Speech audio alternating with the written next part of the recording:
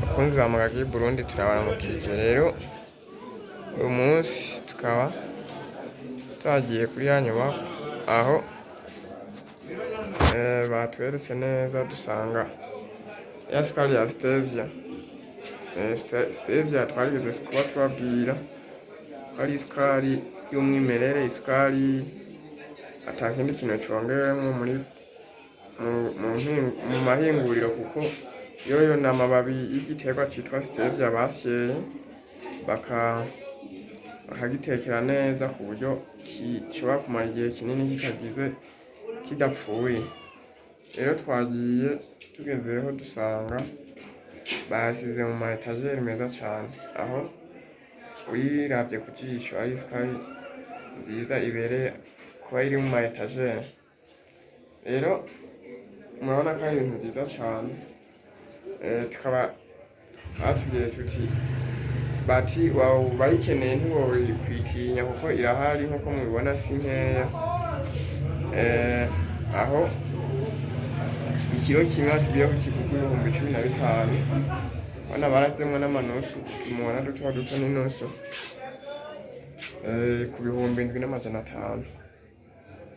Ikindi nuko abaha batubwiye ati kubashobora kuyigura bayinyoye iraryoshe, urashobora kuyikoresha mu buyi canke ugakora mw'icayi bisanzwe.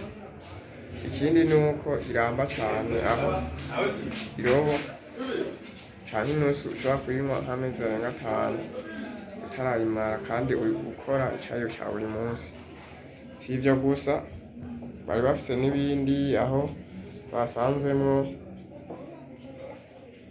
umuceri y'ubwoko butandukanye. Umuceri ahantu mu magunira harimo umuceri, hakaba harimo n'irindi gunira ry'ifu y'ibigori ikoboye. Rero hakaba batagize kutuzanira ivyiza vyinshi bitandukanye vy'ibifungurwa mbese n'ibinyobwa, ukumva iyi Stevia yoyo barayikoramwo icayi naco kiri mu binyobwa. Rero ntitworeka kuvuga ati ni iterambere baba batuzaniye aha ku mutumba wacu wa Bisiga, aha muri komine Giteranyi mu ntara ya Muyinga. Aha iri ikaba ku nyubako ya Nshimirimana Hotel iri ku Kizungu ku mutumba wa Bisiga muri komine Giteranyi. Uwokenera iyi sukari canke umuceri canke ikindi kijanye n'iyo fu yotumizako bakayimuzanira, aho umuntu ashobora kurondera ikintu akakironka. Rero bakunzi bacu tukaba tubasaba gukomeza kubana natwe no kurikirana ibiganiro vyacu bishishaho vya buri munsi. Tureka kubashimira kuko ubufasha bwanyu ni